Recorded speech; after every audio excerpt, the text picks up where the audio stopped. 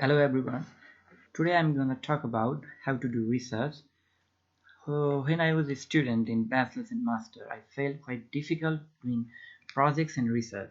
Hopefully this video will be helpful to those students who are struggling with their projects, struggling with their master's thesis, and also this video will be one of the um, fundamental prerequisites for their research who want to pursue their higher studies, who want to do some degrees in research. Um, though this video is targeted for Nepalese student, um, maybe I'm talking in Nepalese and English while mixing both of the language. So let's go to the next slide.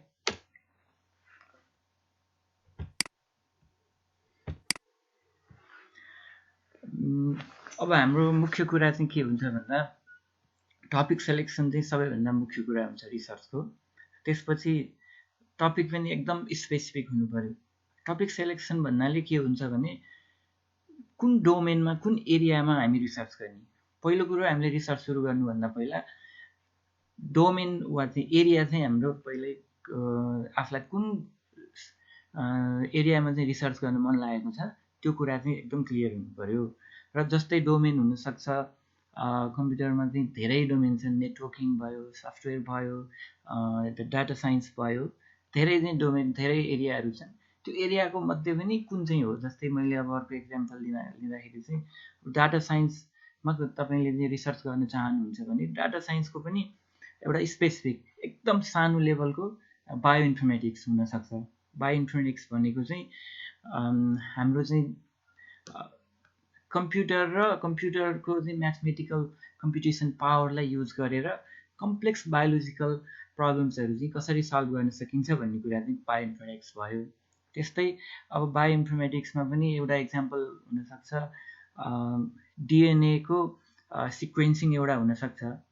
अहिलेसम्म चाहिँ cancer म्युटेसनहरू जति पनि आइरहेको हुन्छ त्यो भनेको चाहिँ डिएनएको हाम्रो चाहिँ न्युक्लियोटाइड बेसहरू चाहिँ त्यो बेसमा भएको जुन एउटा चाहिँ त्यो एउटा न्युक्लियोटाइड बेसको एउटा सिक्वेन्स हुनुपर्ने थियो, त्यो सिक्वेन्स ब्रेक भयो भने त्यहाँ चाहिँ म्युटेसन भयो। त्यो म्युटेसन भइसके पछाडि त्यहाँ चाहिँ के म्युटेसन भयो कि अरू कुनै क्यान्सर भयो कि अरू केही भयो, त्यो एउटा चाहिँ अहिलेको एकदम बायो इन्फर्मेटिक्सको one of the finest topic हो। त्यो एउटा चाहिँ स्पेसिफिक एउटा टपिक सिलेक्सन भयो। अर्को हुनसक्छ स्टक मार्केटको प्रेडिक्सन हुनसक्छ। अब टपिक सेलेक्सन भनेको चाहिँ स्टक मार्केट प्रेडिक्सन अर्को भयो। त्यसमा अब स्पेसिफिक टास्क हुनु पर्यो टपिक सेलेक्सन गर्दा पनि। एरिया त भयो, कुनबाट कुन डोमेनमा गर्ने भन्ने भयो, त्यसको पनि एकदम तल्लो स्पेसिफिक हुनु पर्यो। जस्तै बायो इन्फर्मेटिक्सको मैले अघि भनेको जस्तै डिएनए सिक्वेन्सिङ भन्यो भनेदेखि डिएनएको सिक्वेन्सिङ एकदम स्पेसिफिक भयो। जेनोम सिक्वेन्सिङ त्योभन्दा पनि स्पेसिफिक टिआरएनए र अर्को एउटा आरएनए हुन्छ। त्यो आरएनएको कसरी ट्रान्जिसन भइरहेको छ, ट्रान्सक्रिप्सन कसरी भइरहेको छ, ट्रान्सलेसन कसरी भइरहेको छ, त्यो खालको स्पेसिफिक टास्क हुनु पर्यो एउटा। अनि अर्को कुरा त्यसपछिको कुरा भनेको चाहिँ हामीले त्यसमा के काम गर्न खोजेका हो, सेटिङ द गोल्स। गोल्स भन्नाले हामीले कम्प्युटर वा चाहिँ अरू हाम्रो यो सिस्टमले के गर्दैछ, आजसम्म के भइरहेको थियो, त्यसमा हामीले के चाहिँ सल्भ गरेर आजसम्म के प्रब्लम भइरहेको छ एक्जिस्टिङ सिस्टममा, त्यसमा हामीले नयाँ कुरा के थप्दैछौँ वा चाहिँ हामीले इन्टायरली डिफ्रेन्ट एउटा चाहिँ सल्युसन चाहिँ प्रपोज गर्दैछौँ। त्यो चाहिँ नेक्स्ट स्टेप। थर्ड स्टेप भनेको हामीले त्यो चाहिँ प्रब्लम फाइन्ड गरेर त्यसको सल्युसन पनि पोसिबल सल्युसन हामीले पत्ता लगाइसके पछाडि त्यसलाई कसरी सल्भ गरिन्छ, जस्तै म्याथमेटिकल मोडल दिनुपर्ने हुन्छ, हामीले त्यो म्याथमेटिकल मोडल दिन्छौँ। र थर्ड त्यस पछाडिको स्टेप भनेको त्यो मोडललाई हामी टेस्ट गर्छौँ। त्यो टेस्ट भनेको अब धेरै प्लेटफर्मबाट टेस्ट गरिन्छ, म्याटल्याब भयो, पाइथन चलाउनुहुन्छ भने त्यस्तो भयो। अब किटहरू हुन्छ के चलाउनु इलेक्ट्रोनिक्सतिर छ भनेदेखि त्यसरी इम्प्लिमेन्ट कसरी गरिन्छ, टेस्टिङ भनेको इम्प्लिमेन्टेसन हो। र त्यस पछाडिको स्टेप आउँछ इभ्यालुएसन आउँछ। हामीले इम्प्लिमेन्ट गरेर आएको रिजल्ट चाहिँ कस्तो भयो, यदि त्यो रिजल्ट ठिक छ भनेदेखि हाम्रो रिसर्च पनि ठिक छ, मोडल पनि ठिक छ, ठिक छैन भने कहाँ करेक्सन गर्नुपर्छ त्यसलाई फेरि के गर्न सकिन्छ र लास्टमा चाहिँ कन्क्लुजन भयो। मैले अगाडिको टपिक सेलेक्सन र स्पेसिफिक हुनु पर्यो, टपिक सेलेक्सन एकदम स्पेसिफिक हुनु पर्यो भनेर भनिसकेँ। त्यसपछि म चाहिँ गोल्समा गएँ। त्योभन्दा अगाडि मैले एउटा कुरा के भन्न गएँ, कसरी टपिक सेलेक्सन गर्ने। त्यसको लागि चाहिँ गुगल स्कलरमा गएर हामीलाई मन परेको डोमेनमा, डाटा साइन्समा छ भने डाटा साइन्समा, नेटवर्किङमा छ नेटवर्किङ, सफ्टवेयरमा छ सफ्टवेयरमा, केमा चाहिँ हामीलाई मन परेको छ, इलेक्ट्रोनिक्सको रोबोटिक्समा छ रोबोटिक्समा, त्यो खालको कुन कुन पेपरहरू कस्तो कस्तो रिसर्चहरू चाहिँ अहिले भइरहेको छ भनेर चाहिँ गुगल स्कलरमा गयो भनेदेखि त्यसमा प्रशस्तै मात्रामा पाइन्छ। त्यसमध्ये पनि बेस्ट सोल्युसन अहिलेसम्मको डेटमा सबैभन्दा बेस्ट सोल्युसन हाम्रो सिस्टम, हाम्रो जुन एउटा चाहिँ स्पेसिफिक टास्क हामीले चाहिँ सेट गरिसक्यौँ, त्यो सेट गरिसके पछाडि त्यसमा भएको बेस्ट सोल्युसन कुन हो, आजसम्म कस्तो खालको सोल्युसनलाई त्यसलाई चाहिँ स्टेट अफ आर्ट सोल्युसन भनिन्छ र त्यो सोल्युसन हामीले हेर्छौँ। दोस्रो कुरा, त्यो सोल्युसनमा हामीले केही कुरो थप्यौँ भने त्यो सोल्युसनलाई हामीले केही मोडिफाई गऱ्यौँ, त्यो सोल्युसनमा भएका कमजोरीहरूलाई पनि हामीले चाहिँ सल्भ गऱ्यौँ भनेदेखि हाम्रो चाहिँ टार्गेटेड गोल चाहिँ त्यो हुनुपर्छ, हाम्रो चाहिँ एउटा रिसर्च कम्प्लिट भयो भनेर बुझिन्छ। र त्यसमा पनि हामीले हेर्नुपर्ने कुरा भनेको त्यो सल्युसनले कुन खालको प्रब्लमलाई, जुन एक्जिस्टिङ सोल्युसन हामीले अहिले छानेको छौँ त्यसले चाहिँ कुन प्रब्लमलाई चाहिँ सल्भ गरेको छ र त्यो कसरी सल्भ गरेको छ र त्यसको लिमिटेसन के छ। यति तीनवटा चाहिँ एकदमै 1 2 3 नै गरेर नोटै गरेर राख्नुपर्छ। र कसरी सल्भ गरेको छ, कसरी यो भनेर त्यो जर्नल भनेको त कति पेज हुन्छ, 40-50 पेज हुन्छ, कसरी हामीले थाहा पाउने 40-50 पेजको जर्नल पढेर त एक त बुझ्दा पनि बुझिँदैन, नबुझे पनि टाइम वेस्ट किन गर्ने। त्यसको लागि सबैभन्दा सजिलो भनेको हामीले एब्स्ट्र्याक्ट मात्रै पढे हुन्छ। एब्स्ट्र्याक्टको पहिलो सेन्टेन्सले के भन्छ भने इन्ट्रोडक्सन दिया हुन्छ।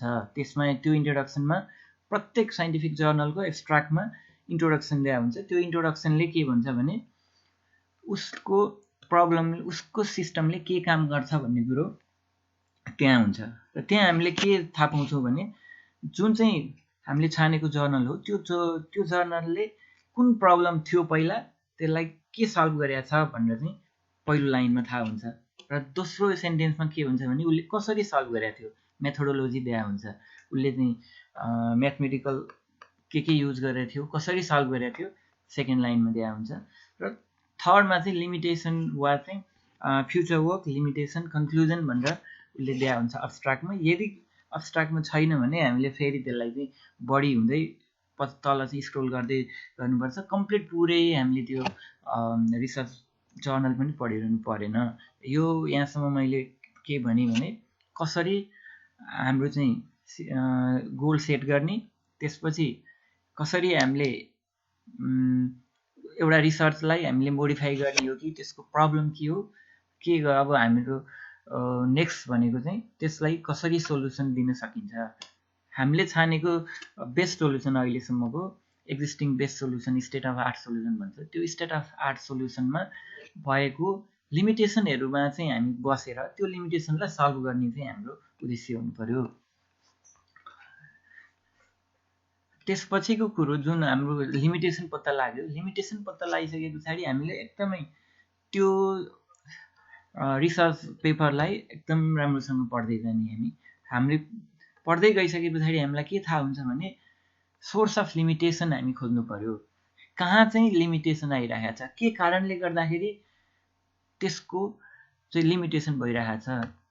यदि हामीले त्यसलाई हटाउन सक्यौँ भने त्यो उसको लिमिटेसनलाई हामी चाहिँ सल्भ गर्छौँ। र त्यो लिमिटेसन सल्भ गर्नु भनेको चाहिँ हाम्रो नयाँ रिसर्च हो। त्यसपछि अब हामीले यहाँसम्म यो स्टेपसम्म के गर्यौँ भने हामीले रिसर्चको चाहिँ डोमेन पत्ता लगायौँ, कुन डोमेनमा हामी रिसर्च गर्ने भनेर। त्यसपछि हामीले त्यो डोमेनमा स्पेसिफिक टास्कमा हामीले के गर्दैछौँ, आजसम्मको एक्जिस्टिङ सिस्टम के छ, अब के गर्दैछौँ भन्ने भयो। र अब चाहिँ हाम्रो त्यसमा भएको लिमिटेसनलाई हामी कसरी सल्भ गर्छौँ भन्नेमा हामी पुग्दैछौँ। र त्यो भनेको चाहिँ त्यो रिसर्च पेपरमा कसरी लिमिटेसन आएको थियो भन्ने हामीले थाहा पाइसके पछाडि त्यो लिमिटेसनलाई पोसिबल कसरी सल्भ गर्न सकिन्छ भनेर हामी एकदमै धेरै रिसर्च गर्नुपर्ने हुन्छ। त्यो रिसर्च कसरी गर्न सकिन्छ भने हामीले छानेको जो चाहिँ स्टेट अफ आर्ट सल्युसन भनेको छ एक्जिस्टिङ सिस्टम भनिएको छ, त्यो सिस्टमको लिमिटेसन चाहिँ अरू कुनै रिसर्च पेपरहरूमा, अरू कुनै जर्नलहरूमा, अरू कुनै रिसर्चरहरूले त्यसलाई सल्भ गरेको हुन्छन्। जस्तै म एउटा इक्जाम्पल लिन्छु। मानौँ कुनै एउटा रिसर्च पेपरले एउटा डेटा एनालिसिस गरिरहेको छ मसिन लर्निङ वा चाहिँ डिप लर्निङ लिएर, र त्यो डेटा भनेको एकदम हाइली इम्ब्यालेन्स छ। त्यो डेटाको दुईवटा क्लास हुन्छ, त्यो क्लासमा एउटा क्लास चाहिँ 1 मिलियन जतिको डेटा छ, अर्को क्लास भनेको चाहिँ 1000 छ भने त्यो डेटालाई हामीले मसिन लर्निङ वा चाहिँ डिप लर्निङ मोडलमा इम्प्लिमेन्ट गर्दाखेरि त्यसमा जसको डेटा चाहिँ बढी आएको हुन्छ, जसको डेटा चाहिँ एक्जिस्टिङ डेटा बढी छ, त्यो डेटा चाहिँ बढी ट्रेन्ड हुन्छ मोडलमा, र त्यो कारणले गर्दाखेरि त्यो सिस्टमले चाहिँ एक्ज्याक्ट रिजल्ट दिन सक्दैन। त्यो एउटा लिमिटेसन हुन सक्यो।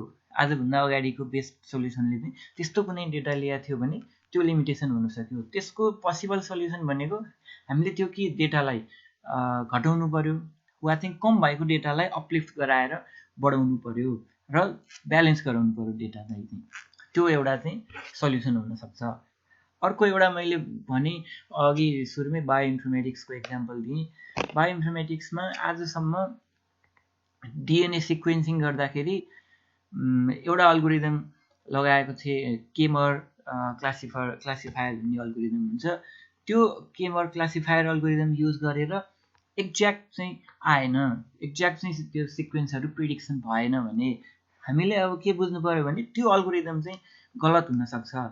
त्यसको सल्युसन त्यो अल्गोरिदमको ठाउँमा अर्को कुनै अल्गोरिदम लगाइयो भनेदेखि त्यसले चाहिँ राम्रो रिजल्ट दिन सक्छ भन्ने कुरो हामीले बुझ्नु पर्यो।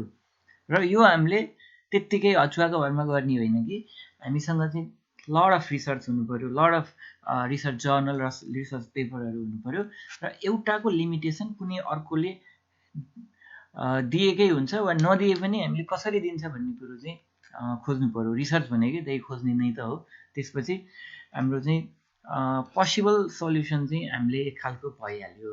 र अब पोसिबल सल्युसन आइसके पछाडि जुन एक्जिस्टिङ सोल्युसनमा म्याथमेटिकल इक्वेसन दिएको हुन्छ प्रत्येक रिसर्चमा, प्रत्येक जर्नलमा, त्यो म्याथमेटिकल इक्वेसनमा कहाँनिर चाहिँ त्यो लिमिटेसन थियो, त्यो म्याथमेटिकल इक्वेसनको के कारणले गर्दाखेरि चाहिँ इररहरू आइरहेको थियो र लिमिटेसन भइरहेको थियो, हामीले छानेको लिमिटेसन आएको थियो।